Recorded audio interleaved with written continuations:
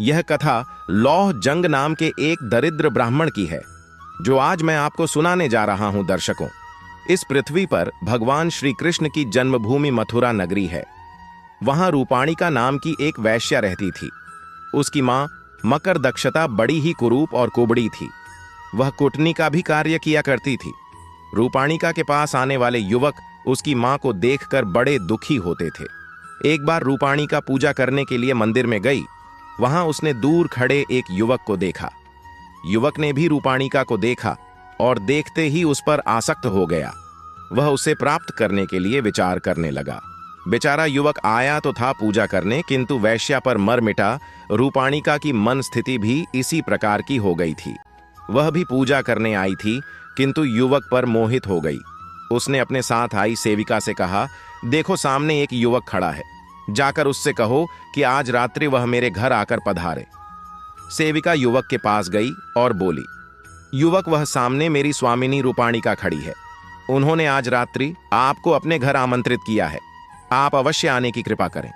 यह सुनकर युवक बोला, मुझे इसमें कोई आपत्ति नहीं है, किंतु मैं लौह जंग नाम का एक निर्धन ब्राह्मण हूं, जबकि रूपाणिका के पास केवल धनवान ही जा सकते हैं। ऐसी स्थिति में मैं वहां कैसे आ सकता हूं? तब उस दासी ने कहा, मेरी स्वामिनी आपसे धन नहीं चाहती है, आप केवल उसके निवास स्थान पर आ जाएं, यही बहुत है। ब्राह्मण ने कहा, यदि ऐसी बात है तो आज रात्रि में अवश्य आऊंगा। सेविका ने सारी बात रूपाणिका को बताई।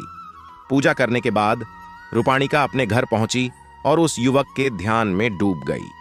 संध्या होने पर वह उसकी प्रतीक्षा में बैठ गई। लौह जंग निश्चित समय पर रूपाणिका के पास पहुंच गया।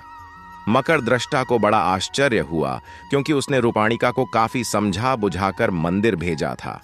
लौह जंग को आया देख रूपाणिका प्रसन्नता के मारे अपने शयन कक्ष में उसे ले गई। उसने अपनी मां की कोई भी परवाह नहीं की। लौह जंग के साथ सहवास करने से रूपाणिका को अपार आनंद प्राप्त हुआ था। वह अपने जीवन को धन्य समझने लगी। उसने अन्य युवकों से संबंध तोड़ लिए और केवल लौह जंग की होकर रहने लगी। लौह जंग भी आनंद पूर्वक उसी के घर में रहने लगा। अपनी कन्या के इस व्यवहार से मकर दृष्टा बड़ी दुखी हुई थी। कहां वह नगर भर की वेश्याओं को प्रशिक्षण देती थी और कहां उसकी पुत्री उसके बस से बाहर हो गई। उसकी कुछ समझ में नहीं आ रहा था कि वह क्या करे। एक दिन वह रूपाणिका से बोली, पुत्री, इस दरिद्र को तुमने क्यों पाल लिया है? मनुष्य भले ही मुर्दे का स्पर्श कर ले, किंतु वैश्या निर्धन का स्पर्श नहीं करती। सच्चे प्रेम और वैश्यावृत्ति का आपस में कोई संबंध नहीं है। प्रेम बंधन में उलझ जाने वाली वैश्या की चमक संध्या के समान शीघ्र नष्ट हो जाती है। वैश्या केवल धन के लिए प्रेम का नाटक करती है। मेरा कहा मानो इस दरिद्र ब्राह्मण से पल्ला छुड़ा लो, अन्यथा तुम स्वयं अपने पांव पर कुल्हाड़ी मार लोगी। मां की बातें सुनकर पणिका को बड़ा गुस्सा आ गया। वह कहने लगी, मां, चाहे तुम कुछ भी कर लो, मैं इसे नहीं छोड़ सकती। मैं इसे प्राणों से भी अधिक चाहती हूं। मेरे पास धन की कमी नहीं है, और फिर इतने धन का मैं क्या करूंगी?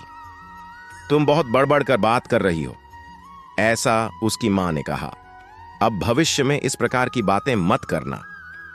पुत्री को विद्रोह में उतरी हुई जानकर मकर दृष्टा मन मसोस कर रह गई। वह किसी प्रकार लौह जंग को निकालकर बाहर की योजना बनाने लगी। कुछ दिन बाद मकर दृष्टा ने कुछ सशस्त्र सैनिकों के साथ जाते हुए एक राजकुमार को देखा। उसके पास जाकर वह बोली, राजकुमार, मेरे घर पर एक निर्धन कामुक ब्राह्मण ने अधिकार कर लिया है। मैं आपसे प्रार्थना करती हूं कि आप उसे किसी भी प्रकार से निकालकर बाहर करें।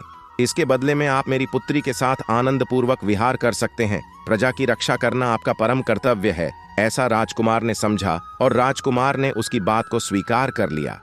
वह रूपाणिका के घर गया। संयोग से उस समय रूपाणिका मंदिर गई हुई थी और लौह जंग भी घर पर नहीं था। कुछ ही समय बाद जब वह लौटा तो राजकुमार ने अपने सैनिकों से उसको पिटवा दिया। वह वहां से भागने लगा तो सैनिकों ने उसे नाले में गिरा दिया। जान बचाकर किसी तरह से वह वहां से भाग खड़ा हुआ। लौटने पर रूपाणिका ने घर की दशा देखी और जब उसे सब कुछ झांत हुआ तो वह बहुत दुखी हुई। फिर राजकुमार को भी लगा कि उसने जो कुछ किया वह उचित नहीं था। तब उसने रूपाणिका के भोग का विचार छोड़ दिया और वहां से वह चला गया। लौह जंग समझ गया था कि यह सब मकान दृष्टा की करतूत है। उसे उस पर भारी क्रोध आ रहा था, किंतु वह विवश था। इसलिए वह किसी तीर्थ में जाकर आत्मघात करने का विचार करने लगा। तपती दोपहरी में वह आगे बढ़ रहा था। मकर दृष्टा के व्यवहार से दुखी तो था ही, ऊपर से भयंकर गर्मी में चलना भी कठिन हो गया। इधर उधर छाया की खोज करने लगा, जिसका वहां नाम भी न था। तभी उसे एक मरे हाथी की खाल दिखाई दी, जिसका मांस गीदड़ों ने खा लिया था, किंतु चमड़े को वह नहीं खा पाए थे। उस खाल के पास जाकर लौह जंग उसके अंदर देखने लगा। उसमें मांस या रक्त का नाम भी नहीं था। वह उसके अंदर जाकर बैठकर आराम करने लगा। छाया मिलते ही गर्मी में थके हारे लौह जंग को तत्काल नींद आ गई। लौह जंग को कुछ भी सुध बुध नहीं रही। उसे यह मालूम न हो सका कि कब भयंकर वर्षा हुई और कब क्या हो गया। वर्षा में नदियों से बहता हुआ उसी खाल के साथ समुद्र में जा पहुंचा। समुद्र में वह खाल के साथ ऊपर नीचे होता रहा था तो एक गरुड़ ने उसे देख लिया। उसे मांस का पिंड समझकर गरुड़ झपटकर उसे एक टापू पर ले गया। वहां उसने हाथी की खाल को ढकेल डाला, किंतु उसमें मांस का तो कोई नाम भी नहीं था, किंतु उसके अंदर एक जीवित मनुष्य बैठा था। तब उसे वहां छोड़कर गरुड़ उड़ गया। नींद खुलने पर खाल के बने छेदों से लौह जंग ने बाहर देखा तो उसकी कुछ भी समझ में नहीं आया। उसे यह सब स्वप्न जैसा लग रहा था। सहसा उसकी दृष्टि समुद्र तट पर खड़े दो राक्षसों पर पड़ी, जो भयभीत होकर उसे देख रहे थे। उन भयानक राक्षसों को देखकर लौह जंग भी डर गया। भगवान राम के लंका पर आक्रमण और हनुमान के लंका दहन की घटनाओं से वे राक्षस परिचित थे, अतः वे पुनः एक मनुष्य के लंका पहुंचने से बहुत डर गए थे। उन्होंने इस घटना के विषय में राजा विभीषण को सूचना दिया। राम की घटना से विभीषण जानता था कि मनुष्य जाति बड़ी प्रभावशाली है। द्वीप में मनुष्य के आगमन के समाचार से वह बड़ा चिंतित हुआ और उसने अपने दूतों को आदेश दिया, जाओ समुद्र तट पर आए हुए उस मानव को आदर सहित यहां ले आओ। भयभीत दूत डरते डरते लौह जंग को विभीषण का आदेश सुनाए। लौह जंग ने ध्यान से उनकी बात को सुनी और फिर उसके साथ चल पड़ा। लंका की शोभा देखकर लौह जंग को बड़ा आश्चर्य हुआ। सोने की लंका जगमगा रही थी। दूत के साथ लौह जंग विभीषण की सभा में पहुंचा, जहां उसने विभीषण को देखा। विभीषण ब्राह्मण समझकर लौह जंग का समुचित सत्कार करने लगे और उसका परिचय जानने के लिए पूछा, ब्राह्मण देवता आप कौन हैं? आपका यहां कैसे आगमन हुआ है? लौह जंग सरासर झूठ बोल गया। मैं मथुरा निवासी एक कुलीन ब्राह्मण हूं। मैं अपनी दरिद्रता से दुखी होकर निराहार रहकर भगवान विष्णु की तपस्या कर रहा था। तब भगवान ने स्वप्न में दर्शन देकर मुझसे यह कहा, पुत्र तुम लंका नरेश विभीषण के पास जाओ। वह मेरा परम भक्त है। वह तुम्हें मुंह मांगा धन देगा। मैंने भगवान से कहा, मैं विभीषण के पास कैसे पहुंचूंगा? कहां राजा विभीषण रहते हैं मुझे क्या मालूम? तुम शीघ्र जाओ, तुम्हारी भेंट विभीषण से हो जाएगी, ऐसा भगवान मुझसे बोले। इसके बाद जब मेरी नींद खुली तो मैंने स्वयं को इस द्वीप में पाया। इससे अधिक मुझे कुछ भी मालूम नहीं है। विभीषण समझता था कि कोई साधारण व्यक्ति वहां नहीं आ सकता, अतः उसने लौह जंग को कोई महान ब्राह्मण समझकर उसकी बातों पर विश्वास कर लिया। उसने लौह जंग से कहा, मैं आपकी मनोकामना अवश्य पूर्ण करूंगा। विभीषण ने उसके रहने की सुंदर व्यवस्था करा दी। लौह जंग सुखपूर्वक लंका में रहने लगा। विभीषण ने पहले एक गरुड़ लौह जंग को देते हुए कहा, आप इस पर सवारी करेंगे, अतः इसे आप अपने वश में करें। इसी प्रकार बैठकर आप वापस मथुरा जाएंगे। विभीषण का अतिथि बना हुआ लौह जंग गरुड़ पर बैठने और उसे उड़ाने का अभ्यास करने लगा। एक बार लौह जंग ने विभीषण से पूछा, महाराज लंका की यह भूमि काष्ठ की बनी हुई क्यों दिखाई देती है? विभीषण बोला, यह एक लंबी कहानी है, क्या आप इसे सुनना चाहेंगे? लौह जंग बोला, अब से महाराज मुझे सुनाएं। विभीषण कहने लगे, अच्छा सुनो। प्राचीन काल में कश्यप के पुत्र गरुड़ ने अपनी मां विंता को नागों की दास्ता से मुक्त कराने की प्रतिज्ञा की। इसके लिए एक उपाय नागों को अमृत कलश लाकर देना भी था। इसके लिए सर्वशक्तिमान बनना आवश्यक था। अतः गरुड़ अपने पिता के पास गए। सर्वशक्तिमान बनने के लिए गरुड़ ने पिता कश्यप से प्रार्थना की तो वह बोले, समुद्र में एक कछुआ और एक हाथी जैसे विशाल जीवों को खाने से तुम्हारा श्राप छूट जाएगा। गरुड़ तुरंत समुद्र में पहुंचा।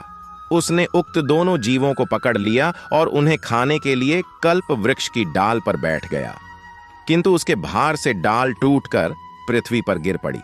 वहीं नीचे बालक ऋषि तपस्या कर रहे थे।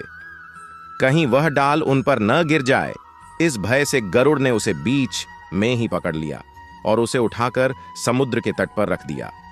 यह लंका कल्प वृक्ष की उसी डाल पर बसी हुई है, इसीलिए यह काष्ठ की बनी हुई दिखाई दे रही है। इस कथा को सुनकर लौह जंग को बड़ा आश्चर्य हुआ। कुछ दिनों में उसे गरुड़ की सवारी का अभ्यास हो गया।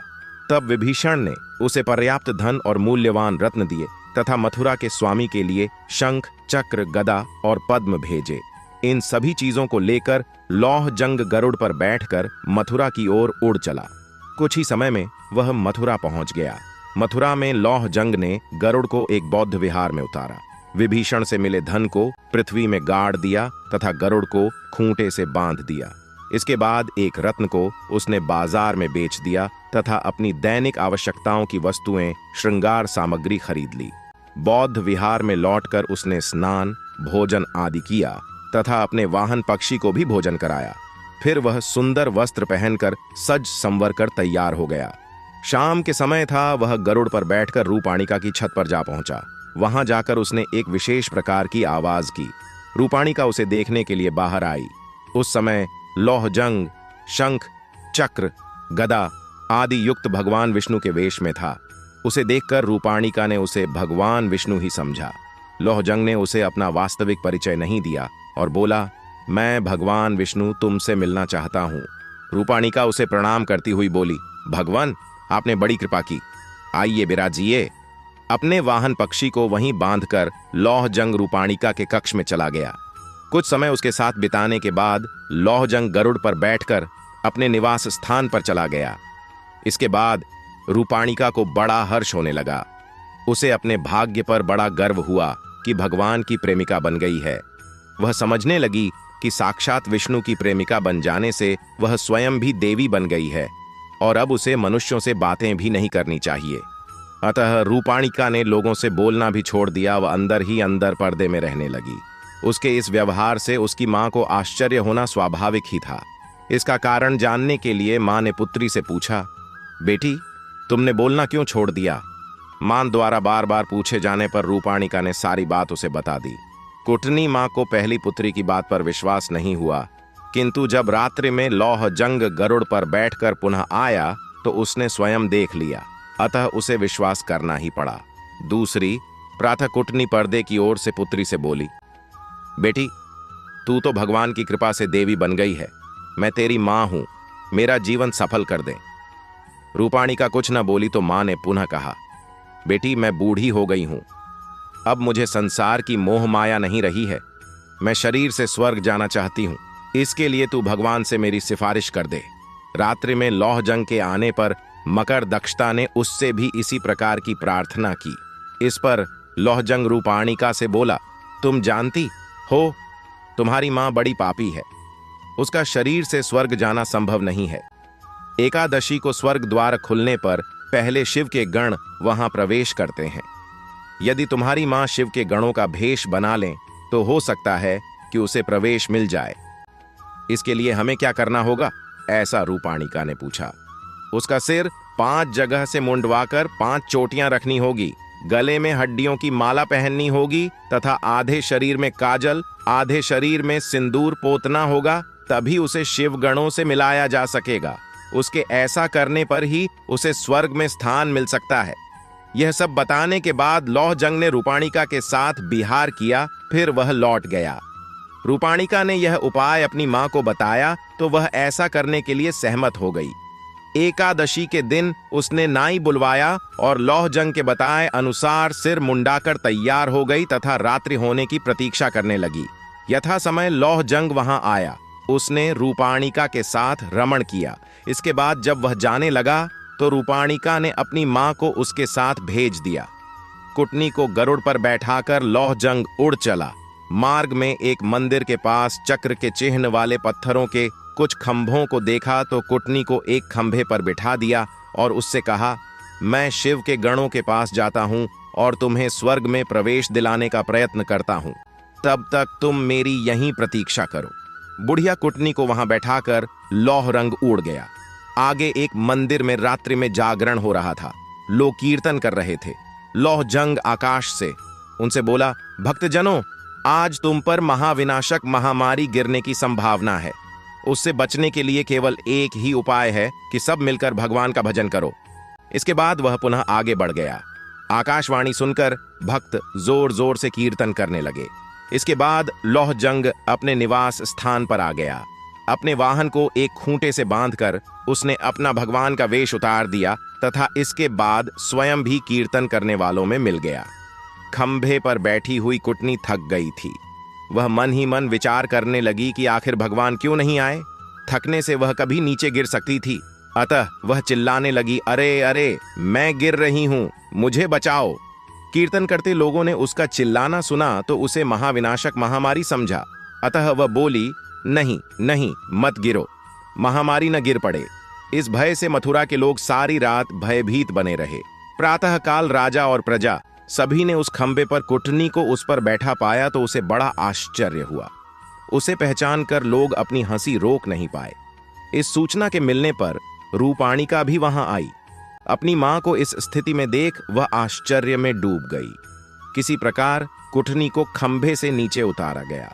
पूछने पर उसने अपने साथ बीती रात की घटना सब बता दी। लोगों ने इसे सिद्ध पुरुष द्वारा किया गया एक मजाक समझा। सभी कहने लगे, इस कुटनी ने कई युवकों को ठगा है, चलो आज कोई इसे ठगने वाला भी मिल गया। निश्चय ही वह कोई पहुंचा हुआ व्यक्ति होगा।